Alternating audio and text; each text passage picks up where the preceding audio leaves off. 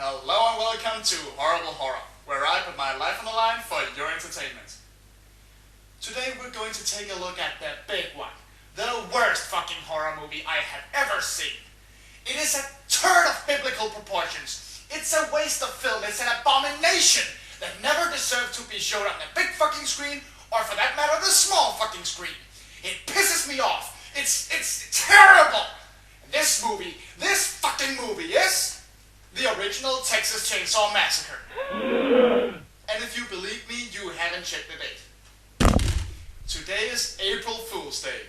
The one day a year where you can say the most terrible and cruel things to people and just excuse yourself with, hey, it's April Fool's, haha, tricked you. And just like any other holiday, a slasher was made of it in the 80s. And that one got a remake. I should note that I don't mind remakes. There are plenty of good ones. There's The Thing, The Fly, 1953's version of House of Wax, and even Scarface is a remake. A remake can help raise awareness of an old classic, and sometimes give a much-needed update to an otherwise dated but still very good film. However, in recent years, most of the countless horror remakes have been atrocious, because apparently making it up to date means dumbing it down even further and making every character in the movie an insufferable asshole. And of course changing everything about the original that made it good. April Fool's Day is not exactly the best of the 80s slashers. It's definitely good, but the fan base seems very split in the middle about this movie, both because it's very light and gore and because of its ultimate twist ending. It's a very simple story, really.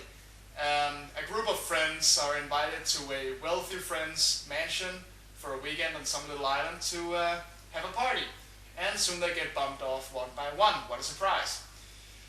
I mean, I like this movie. Personally, I like it, but if you ask me, the artwork is better than the actual thing. So why they chose to remake this one, I don't know. But they did. Oh Lord, they did. And did it suck. So let's take a look at the 2008 version of April Fool's Day. The movie begins at some big fancy mansion on April Fool's Day, where a really, really bad prank is taking place.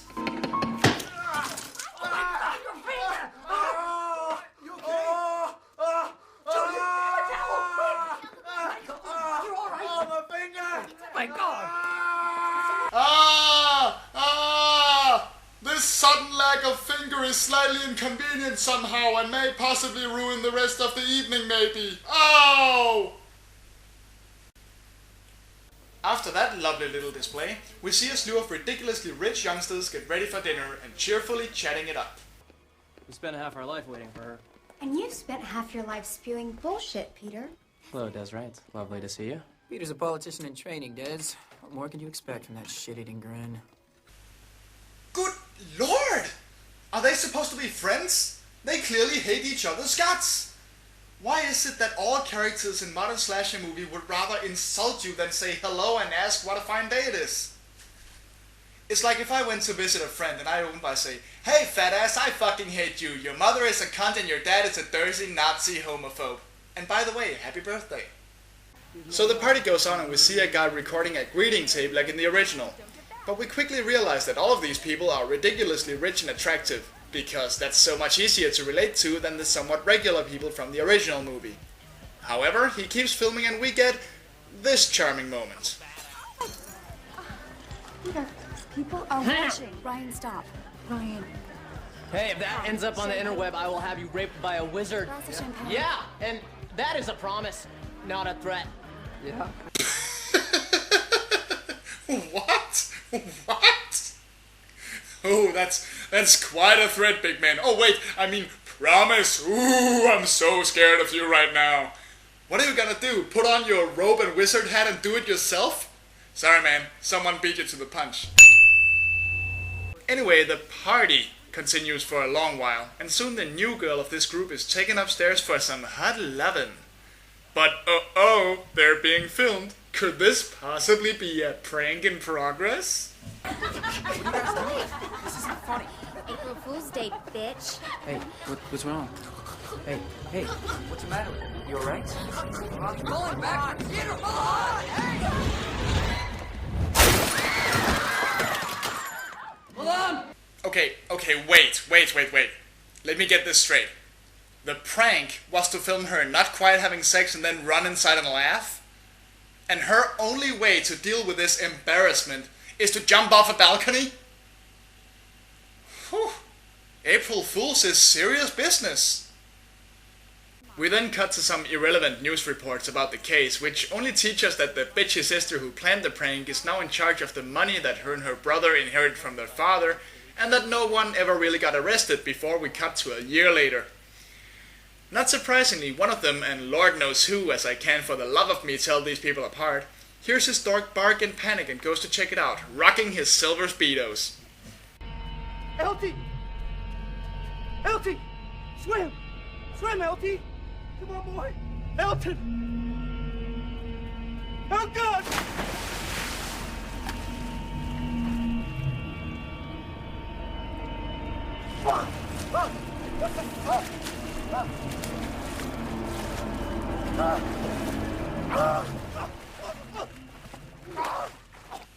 So what did he die?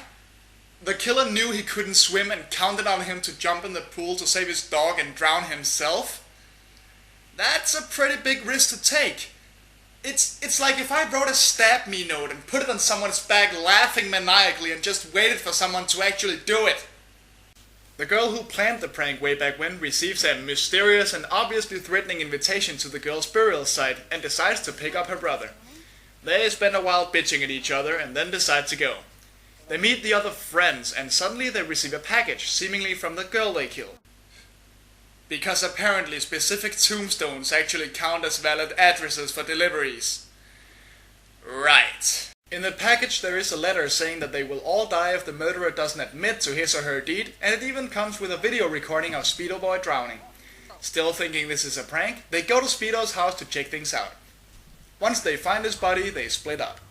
The siblings find out the address the threatening letter was sent from came from Ryan, the guy with the camera.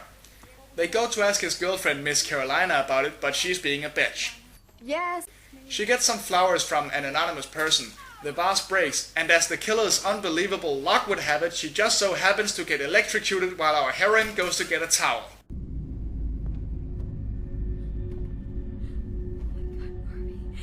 Oh my god. Oh, I figured out who the killer is! It's Death from Final Destination. Because no human can actually plan for that to happen. After this, the siblings goes to confront Ryan about the suspicion. He makes a valid point that anyone can send something from his address, and they decide to blame Peter, who is currently running for mayor, instead and go check on him. You know, I'm beginning to see a pattern here. Let me think. They accuse someone of being the killer, they go to check on him, someone else dies in the meantime, they find a new bullshit clue, go accuse someone else of being the killer, lather, rinse, repeat. Am I right? Ha! I knew it would happen, I knew I was right! I told you! I fucking told you! Yes! Holy crap, I'm good! I'm... Oh, crap! What's going on with my blood pumps? I don't know what. Fuck me! So after that pointless scene, we get to Peter's campaign office and Desiree confronts him, only for both of them to nearly get run over. Once the guy behind the wheel gets Peter, Desiree chases the car all over town. She ends up at the actress studio thinking the killer is after her. Suspicion falls back on Ryan because apparently he has been videotaping them in secret. They break into his home and find a ton of tapes and call the cops. Ryan then comes home, the two hide and they watch him get killed.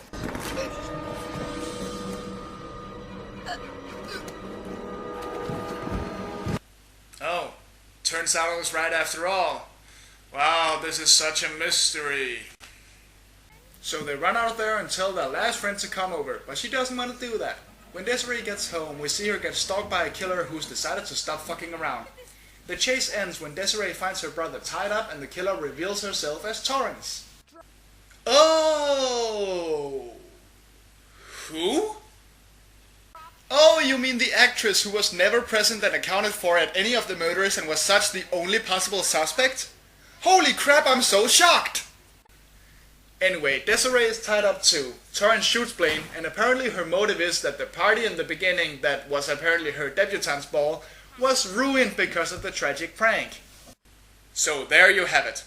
She didn't do this to avenge a dead girl. She didn't do this to make up for some immense trauma she suffered witnessing this happen. But she did it because her party was ruined. I'm already looking forward to the sequel, where a guy falls face first into a running chainsaw on April Fool's, and the killer turns out to be the girl who couldn't wash the blood off her dress. Anyway, Torrance gets ready to shoot, but Desiree admits to slipping the girl a roofie to get her brother in trouble and inherit the money, and goes on a long rant about how none of them were ever innocent. But surprise! Everyone is still alive, and it was all a big elaborate prank to get her to admit her sins to the police. After all, finding a drowned body the exact size and weight of someone specific that looks exactly like him, and staging someone getting run over, someone else getting stabbed, and someone else getting electrocuted right in front of somebody is actually the easiest thing in the world. Didn't you know that? But I saw all of you die with my own eyes. I saw it. Got the FX guy from my movie to help us with that. Ugh. Fine, I'll buy it. Just end this shit already. But there's one last twist. Torrance fires the gun to prove that it fires blanks and blows Desiree's head off. Ding dong, the witch is dead. Witch, a witch, a wicked witch. Ding dong, the wicked witch is dead. We then cut to the trial and see Blaine ending up inheriting the entire Cartier fortune. Gee, I wonder, could it have been planned all along? This movie blows chunks the size of Alaska. The whole thing is stupid, every character is an asshole, the prank is impossible to pull off, and it has more in common with shit like I Know What You Did Last Summer than the movie it's supposed to be a remake of. And I don't care if this was all a prank. They could have made at least one kill just a little interesting, couldn't they? This is beyond terrible. And there are so many of these remakes that just shit all over the source material and produce crap like this. In fact, I'm gonna have to come up with a new term for this kind of movie. April Fool's is an ass rhino. An atrociously shitty slasher remade horrendously in name only. Ass rhino. This is Horrible Horror, where I put my life on the line for your entertainment. Fuck, that was bad. Fuck anyone involved with it. Hello and welcome to Boots to Reboots. With it being April, I figured it'd be a good time to check out a remake that hardly anyone remembers, and those that do wish they didn't. I'm talking about the 2008 straight-to-DVD remake of the 1986 horror film April Fool's Day. Warning, there be spoilers. The original sorta spoofs the slasher films of the 80s. It was produced by Frank Mancuso Jr. and Paramount Pictures. Mancuso produced several Friday the 13th films for Paramount, and the original even stars Amy Steele, who was the survivor girl at the end of Friday the 13th Part 2. Since it was made in the 80s, the cast of characters are pretty fun. They're goofballs looking to enjoy themselves at their friend's island mansion. However, they slowly begin to fall victim to an unseen killer. It's a whodunit film, ironically similar to Paramount's Clue, except this is the R-rated version. Clue. It's not just a game anymore. Who the killer ends up being seems pretty obvious, but the ending offers a little twist. I love you! I love you too, babe. Overall, the original doesn't offer much in terms of clever death scenes or scares, but it has a great setting, likable characters, and a plot that keeps you guessing. So let's move on to the remake. The 2008 version is also produced by Frank Mancuso Jr. and was directed by a duo who call themselves the Butcher Brothers. Quite fitting since they butchered this fucking movie. It was originally going to be a more faithful remake, but the filmmakers decided to modernize it to the point where it barely resembles the original. You have some rich kids, a big house, a guy with a camera, a twist ending, and that's about it. The biggest mistake is the characters. I love 80s horror movies because the characters are fun. Hold me, big fella. Hold! Just holster it, cowboy, will you? Let's hide the sausage. Modern horror movies hardly treat us to likable characters anymore. Instead, we get preppy, douchey assholes who we actually root for to get killed. But I don't want anyone to die. Instead of Muffy St. John, we have Desiree Cartier and her brother Blaine, who controls the inherited Cartier estate. Desiree is hosting a party for her actress friend Torrance, played by Scout Taylor Compton from Rob Zombie's Halloween films. Also at the party is Peter Welling, a complete idiot running for Senate. The campaign's like a well-oiled machine. Campaign machine. Politics. I think it's time to go.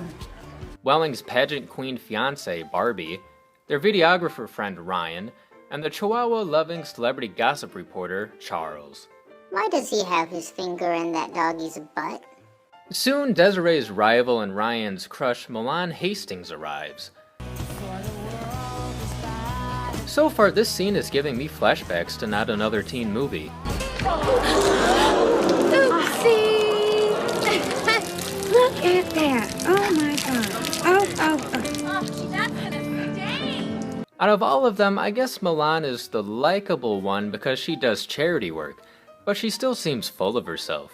So, are you still working with those retarded... Developmentally disabled children? Yes. They're so adorable. You know, helping others is incredibly rewarding.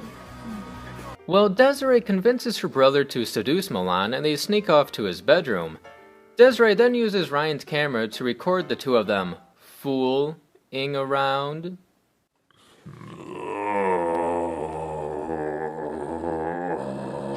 La la la, la la la la, la la la la. However, something doesn't seem right. Milan appears to be drugged, has some type of seizure, and falls to her death. Turns out she was roofied and had an allergic reaction. In court, no one goes to jail, but Blaine loses control of the estate to his sister. 1 year later is when the real story begins. Our main characters all get invitations to meet at Milan's grave. It appears that this mystery person knows what they did last April Fool's Day. With the gang reunited, they get a package from Milan containing a video of Charles trying really hard to act like he's drowning.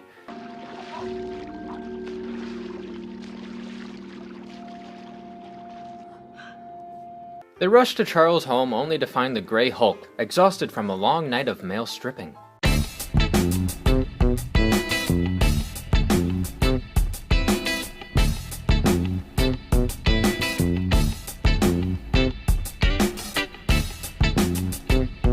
Hey, if that ends up on the interweb, I will have you raped by a wizard. Glass of champagne. Yeah, and that is a promise, not a threat. The rest of the movie consists of Desiree suspecting one person after the other, only for them to end up dead and their bodies vanishing. Barbie is electrocuted to death. Ryan gets his throat slit. Peter is run over in a hilariously awkward scene.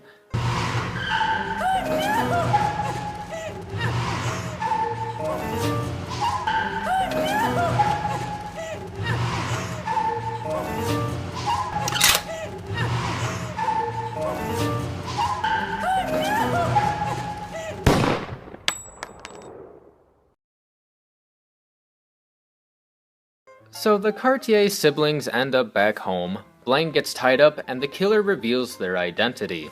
Turns out Torrance was the one behind it all, which should be a surprise to nobody. She hardly spends any time with the other characters, mostly spending time on her movie set, points a lot of fingers at everyone else. The van that ran over Peter drives into the set of her movie, and Desiree finds Torrance wearing a blonde wig similar to the one the person driving the van was wearing moments ago. Would you just take a hint? Torrance reveals she did it because Desiree and Blaine's little prank ruined her debut party. She then shoots Blaine, who should win an Oscar for his performance.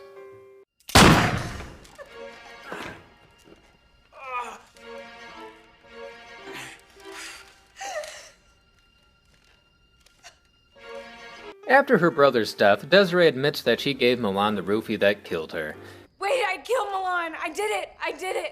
She did it to gain control of the inheritance and to use Blaine as the fall guy. Desiree then perfectly sums up why I don't give a crap about any of these characters. Charles, the social climbing fag who built a small empire by exploiting Milan's death? Or how about Peter, the so-called politician who didn't have enough smarts to keep his dick in his pants? Maybe Barbie, who'd rather send death threats to Milan than take up marital issues with her husband. And let's not forget about that obsessive creep, Ryan, who'd rather see Milan in a box than with anybody else. And Blaine? Blaine didn't care about anybody. After her confession is when we get the big reveal. Blaine begins to chuckle, and our victims return from the dead. Turns out the whole thing was a prank to get a confession out of Desiree. Wilford, why? Because you were always such an insufferable bitch. Torrance used her special effects crew to fake the murders. Torrance fires the gun one more time to prove it's all fake and blows Desiree's head off.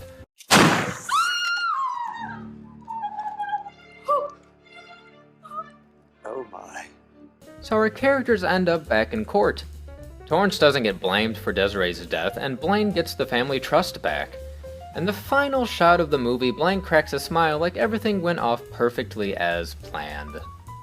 Here's why this movie doesn't work. First off, you can hardly call it a remake to the original film. In the original, our main characters find their dead friends alive and well. Turns out Muffy St. John was experimenting with an idea to use her island mansion for whodunit getaway weekends, and they were the test subjects. Oh, ha ha. Ha ha ha ha! That's really funny, you guys! Really funny. Fuck you! This trick ending could upset some horror fans, but I found it a little refreshing. It's not the same slasher formula we've seen over and over and over again during the 80s. Besides for the title and one or two pranks in the beginning, the April Fool's Day theme has little to do with this version. The original movie featured tons of pranks.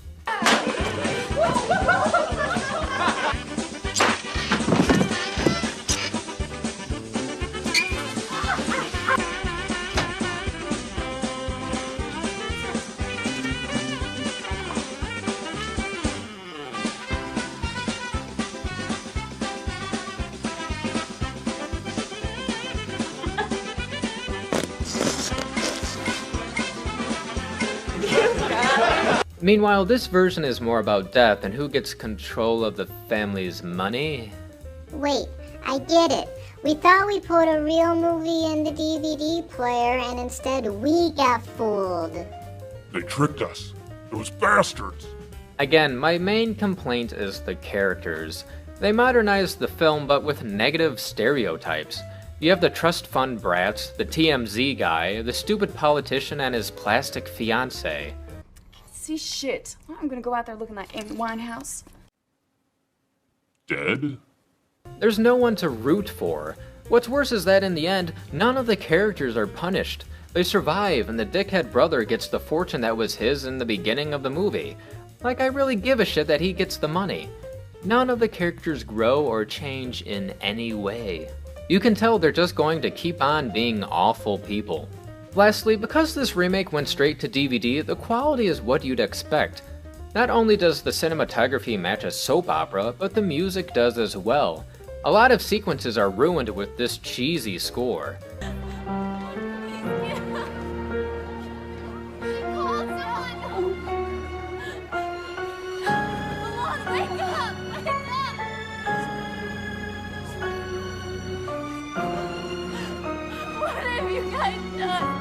The film looks cheap and sounds cheap.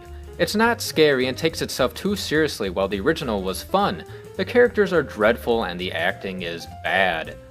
Okay, so for this shot I need you to move your eyes around. Yep, that's it. No, faster. Faster! Move them around more.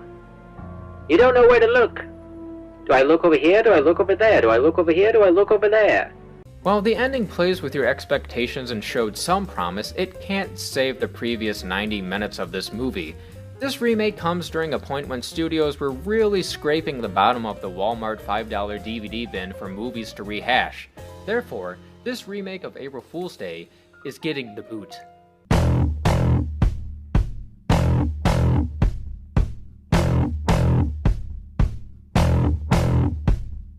This might be one of the biggest pranks Hollywood has ever pulled on its audience.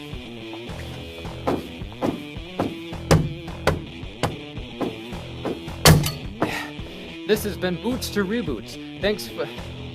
Wait a minute. That was my copy of John Carpenter's The Thing! April Fools, motherfucker!